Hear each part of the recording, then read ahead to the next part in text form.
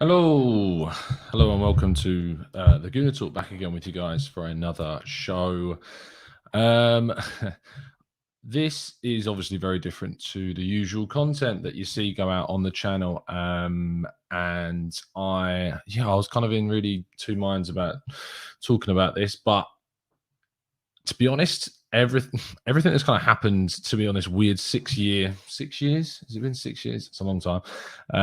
Journey since kind of taking the reins over from Craig and then going through the channel and then getting to where we are now has been done through being very open and honest about everything that's gone on during those years with you guys. And I think that everyone on the channel has definitely appreciated me being very open and honest about everything that's going on in the little world that I live in, that's gradually getting bigger and bigger every day. It's very strange. And today was tricky. Now, what I want to do is I want to start off by saying that my colleagues and everyone at Football.London who has spoken to me today about what's been going down has been absolutely amazing. And the support that I got from everyone there has been amazing and has been amazing since I started. I could not really ask for a better group around me. We've honestly, the guys there, we've built an amazing group of people that are doing some great stuff and producing some great content, and we hope that you're really enjoying that stuff because there's it's mad. I've made some great friends already, and we're a fantastic group of people that are trying to do the absolute best we can to produce some good content and do something a bit different. And they've, as I said, really given me a lot of support throughout this, as we are to each other and any struggles that we're facing. Anyway, for those that are wondering what I'm talking about, you may have seen obviously from the thumbnail and from the title of today's video. No, there's no adverts, there's nothing like that on today's video. It's very different. But this morning I put an article out on Football.London about William Saliba. It was an opinion piece discussing how the Liverpool performance highlighted the kind of lack of experience that was in certainly the defence, and that, in my view, led to kind of the heads dropping. And I think we all saw that the team's heads kind of went, and that led to that defeat. And instances like that are going to happen, especially for a very young side that lacks quite a few, experienced heads amongst the different positions in the side. And so I thought what might be quite interesting is to do a piece around how William Saliba returning next season, which is really important, and that we want William Saliba to return next season because he's a fantastic player, despite what some people may think from the reactions to the article. And to integrate him as soon as possible. However, that he alone is not enough. That he is still a 20-year-old centre-back that will be coming into a team with Gabriel, who's 23, and Ben White, who's 23, and that we need to add some experience. In addition to that, Arsenal are in a situation where we've spent a lot of money on 6 players in the summer that has equated to our most highest spending summer of all of the summers that we've had transfer wise, 150 odd million pounds that was spent. And also we've also seen that means that if we are going to be looking to spend in any upcoming windows, we're going to be looking at signing some marquee players. You would hope in central midfield and striker. They're the two positions that you would look at and say, yeah, we need to invest heavily in those two areas. So therefore, looking at the defensive area and providing that experience, I thought it might be an idea to suggest some names of players that are, more experienced than the players that we currently have, better than the players that we currently have in the depth positions, and that still add that key experience. However, unfortunately, that a lot of people didn't read the article, as is often the way with this stuff, and I received quite a bit of abuse, specifically a lot of accusations of racism, which I found staggering. I've got a lot of friends who have suffered a lot of racist abuse throughout their lives, and it's not a joke. It's not something to throw about and to accuse someone of just off the cuff.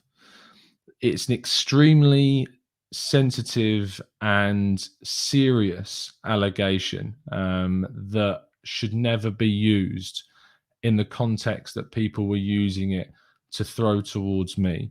Those that have watched this channel know that I have addressed racism on a regular basis, that I've spoken about the amazing work of Marcus Rashford and the racism that he has faced, Bukayo Saka, and the racism that he experienced after the European Cup final, or the Euros final, European Championships final. We've talked about racism within the fan base. We've talked about a lot of really horrible stuff that we do our absolute utmost to try and combat, talk about, and so when, in particular today, why in particular to see people accuse me of being racist or xenophobic because I wrote a piece which supported the idea of William Saliba returning to Arsenal and looked to reinforce Saliba's return by adding experience that would help to guide both him and the other young centre-backs that are at this team. It really, really, I couldn't, I suppose I could believe it because people don't tend to read pieces before commenting, and they obviously look at headlines and they look at the subtext, I suppose. But even then, I mean, for instance, the article itself is headlined on the piece, William Saliba's Arsenal return questioned as Edu is tasked with new scouting mission. His return is questioned because he, as a 20-year-old centre-back alone, is not enough to solve that issue that we clearly saw in the Liverpool game, which was of a very young side in need of guidance and in need of some experienced heads on the field. And he alone is not going to solve that.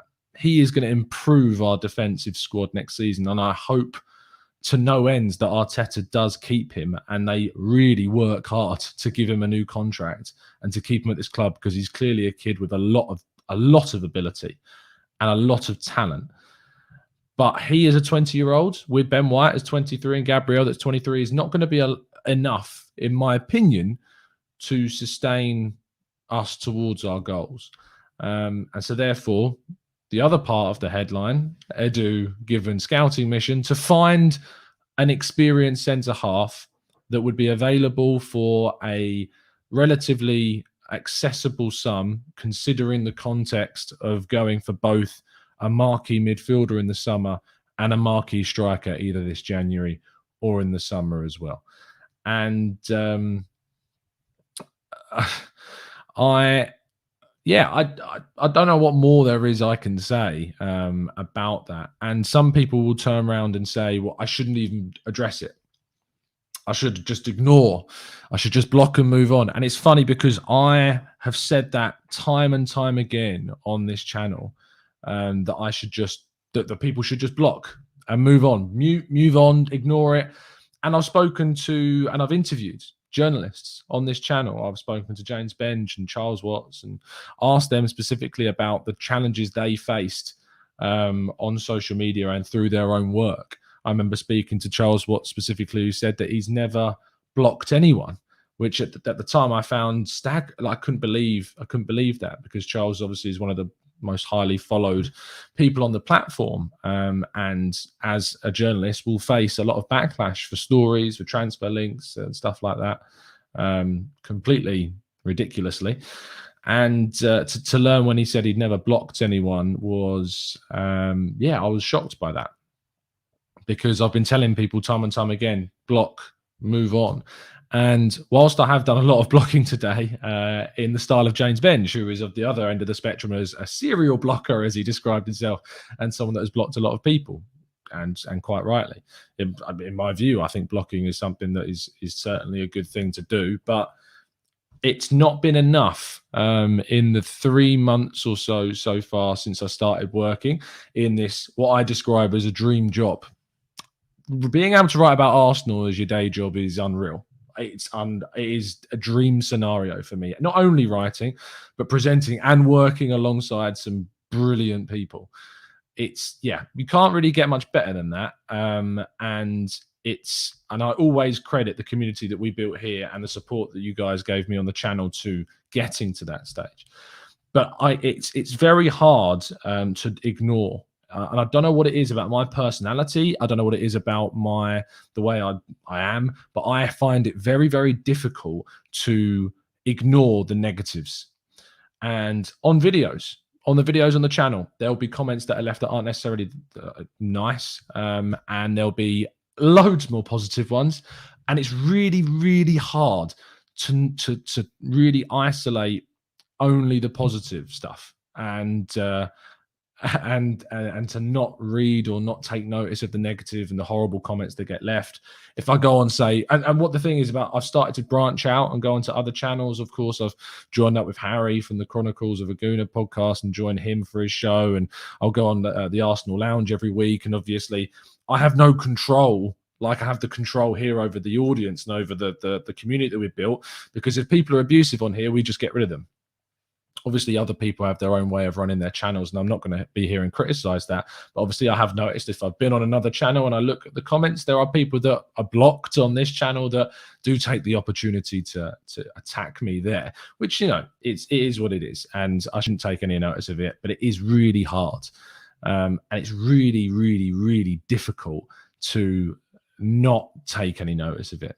And there may even be people that abuse me today that are watching this right now, very happy that I am talking about it. And to some people may say they've won by me talking about it. But this is ultimately how I deal with things. This is how I deal with it and have done and have been dealing with for the last 6 years, is talking to everyone about this stuff. I don't hide away from this sort of thing.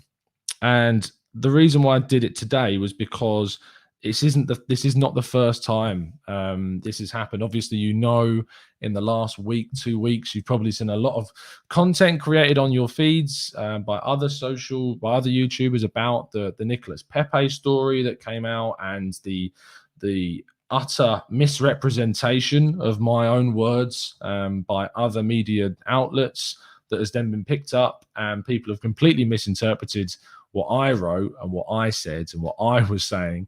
But that doesn't matter to others, which is fine. But it's really difficult when you see Arsenal fans misled, and not only misled in the sense of they've been told that I've said something that I haven't, but also misled to thinking that Arsenal are open to selling Pepe for £25 million, which there is no indication that is the case. There's no indication that Arsenal are looking to sell Pepe for £25 million. None whatsoever. And yet the backlash from that was obviously huge. And it was it was a weird sense of responsibility that I felt, even though it wasn't my fault. I felt responsible for all of those Arsenal fans that had been completely fooled by the misrepresentation of my words, which was, for those that somehow don't know, an opinion piece about how much I would accept for Nicolas Pepe, which sounds, even as I say it back now, sounds crazy that actually got run with.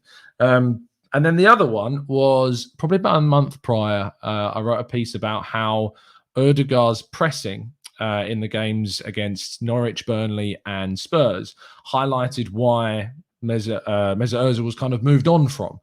Now, we all know that Mesut Ozil can be a bit of a reactionary just tag in any tweet or any YouTube thumbnail or headline. And it certainly got a reaction.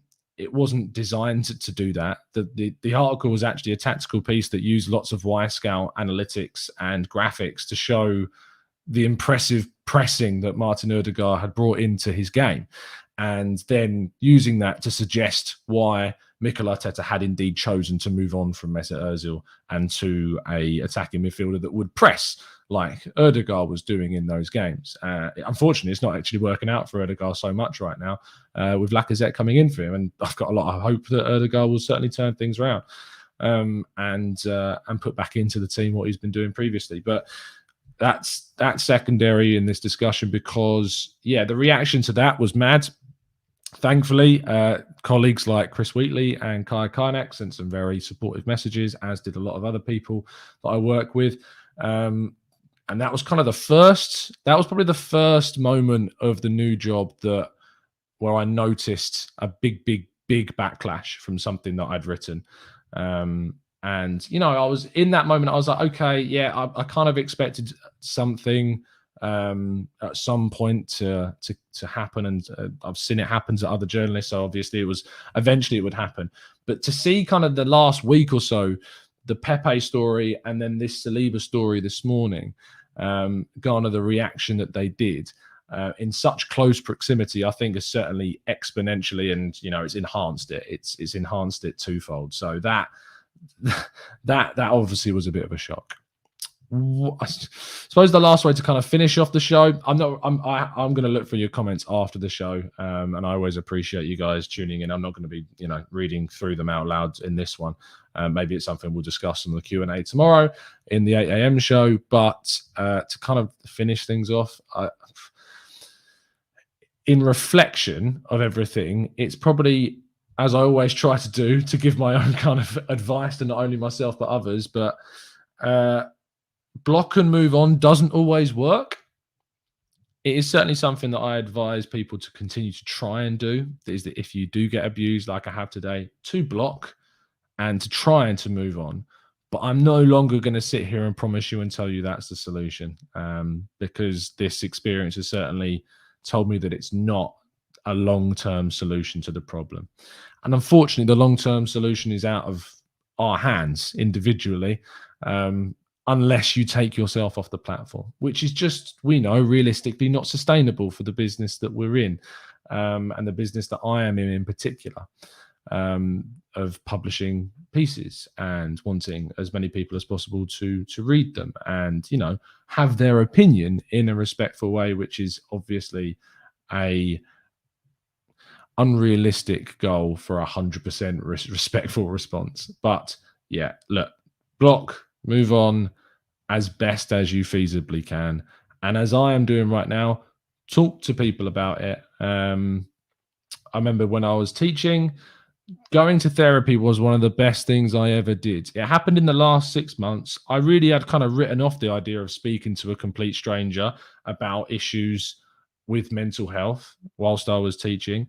But genuinely, it was one of the best things I ever did. It may be something that I never thought I'd have to return to speaking to someone when I got a dream job, because you think, oh, you're in a dream job. What could go wrong? So kind of thing. Obviously, things change, things happen, and maybe it's worth doing again. But yeah, when I was teaching, it was certainly something that helped me. I love teaching in the sense of being in the classroom, teaching the kids, the relationship you have with your classes, and the rewards of seeing someone learn something that you're teaching them is amazing. And the gratitude that the students show you that when they get the grades that they want to get is amazing. Everything around teaching, being a teacher, was what was the big struggle, and ultimately why I seeked a way out of teaching, because the politics of being at the school, the work expectation, the lack of appreciation for how much work teachers kind of have on their plates, I think was one of the big reasons why led me into going through that side of things. So therapy's great. Go do it. If you ever feel like you need to talk to someone about it, would always recommend it. You don't have to go onto a YouTube channel and tell people that you're doing it, but if you want to do that, you can. But it certainly helped me. I would suggest people do that if they need it, and maybe it's something that I'll return to in the future. I can imagine it being something if this level of kind of abuse continues, because there's nothing else I can really do about that. So yeah, I think that's probably where I'm going to finish things off. Cheers for listening. It's easy. It's helpful for me to just get all of that off my chest to you guys. And thankfully, I'm very fortunate I've got a platform that I can do that.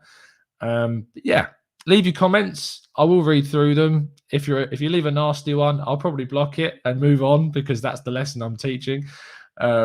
But yeah, you know, enjoy it the rest of your evening. Hopefully, let's go and watch some of our rivals lose in Europe. That'd be great. No offense, my Chelsea, Man United colleagues. But yeah, let's enjoy your evenings. I'll be back tomorrow morning at 8 a.m. for the normal show. But yeah, just for listening, guys. And as always, up the Arsenal. Just finished the Arsene Wenger documentary, by the way. Amazing bit of film, and I'd recommend you go watch it as well. So yeah, go do that. See you soon, guys. A fantastic one, and as always, up the Arsenal.